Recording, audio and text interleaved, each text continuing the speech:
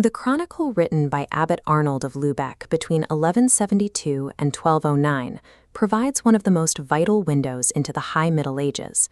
But for centuries, scholars have filed this document under a misleading 15th century title, the Chronica Slavorum, or Chronicle of the Slavs. That label sets an immediate expectation of a local history concerning the conversion of pagan tribes, an association that misrepresents the actual scope of Arnold's work. Arnold's work is actually a sophisticated documentation of Latin Christendom integrating into a globalized, crusade-driven ideology. He defies the intellectual expectations of his era on two distinct fronts: his rigorously objective analysis of German constitutional crises and his highly nuanced ethnographic assessment of the Levant.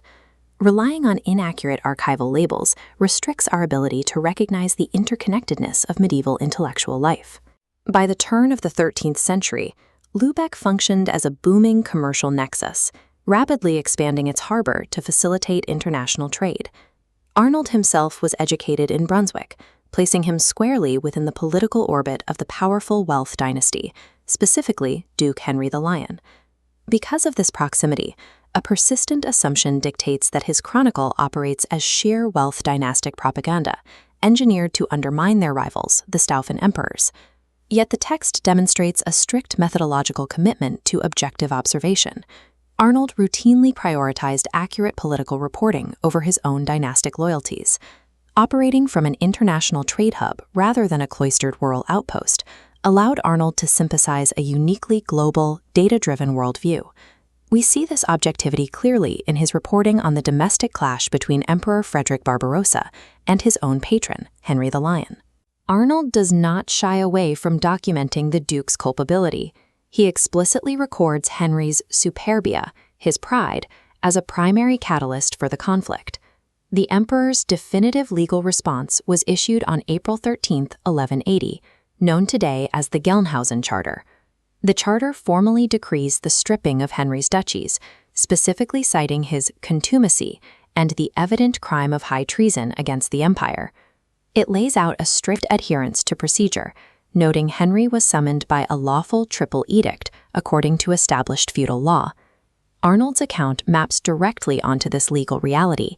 He records that Barbarossa was constrained by the urgent complaints and hostility of the other princes, rather than out of arbitrary imperial tyranny. Arnold's rigorous documentation of this constitutional breakdown proves he operated as a legal realist. He recorded the mechanics of power as they actually functioned, dismantling the claim that he was a partisan propagandist. To understand why Arnold's worldview expanded outward, we have to look at the state of the Baltic region when his chronicle begins in 1172. The local Slav populations were undergoing a massive demographic and religious transition. Former pagan adversaries had largely integrated, becoming Christianized vassals. This marks a closed frontier in northern Germany. The borders had stabilized, and the local populations were securely Christian. The missionary phase that dominated earlier historical works was over. Arnold had no active pagan frontier left to document. With the Baltic settled, northern geopolitical energy reoriented toward the Mediterranean, accelerated by the profound spiritual shock of Jerusalem falling to Saladin in 1187. The stabilization of the Baltic frontier did not dampen northern intellectual output. Instead, it forced their theological and political ambitions to scale globally. Arnold built this global perspective by utilizing a highly sophisticated methodology, the direct transcription of primary intelligence documents and diplomatic reports straight into his text. He includes an extensive report from Burchard of Strasbourg detailing an embassy to Saladin in 1175. Arnold utilized Burchard's tract to map the geography, customs, and peoples of Egypt and Syria with precision. This raw intelligence gathering stands in stark contrast to the highly emotional crusade polemics circulating at the time, such as the papal bull Audita Tremendi. Arnold pairs his rigorous external data with stinging internal critiques of the Latin Church.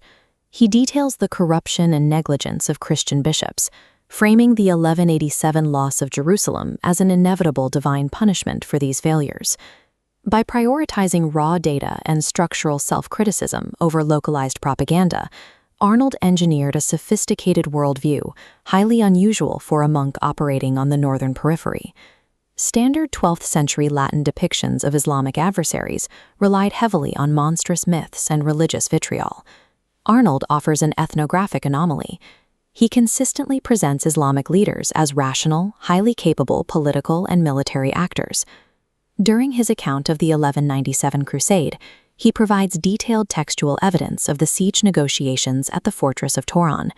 He specifically records Muslim defenders appealing to the Crusaders, stating that both peoples descend from Abraham and hold genuine religious convictions. He also details a diplomatic encounter from 1172, noting how the Seljuk Sultan, Kilij Arslan, received Duke Henry the Lion respectfully, discussing theology and showering the Duke with gifts. Arnold documents these moments of shared religious origin and mutual respect without abandoning his own strict belief in the righteousness of the Crusade.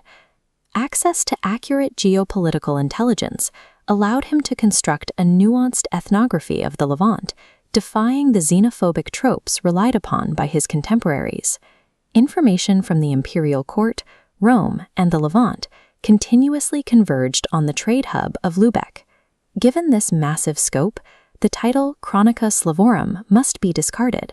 We should look instead to the title Arnold hinted at, Historia Regum, or History of Kings.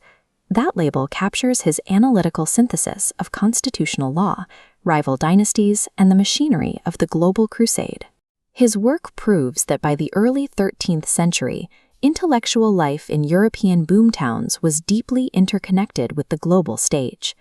Abbot Arnold possessed the unique capability to hold profound religious conviction while executing objective, nonpartisan analysis.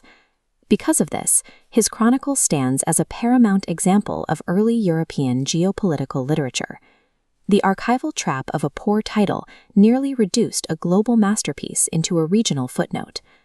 Arnold's text captures the exact moment the northern frontier integrated into the globalized machinery of the High Middle Ages.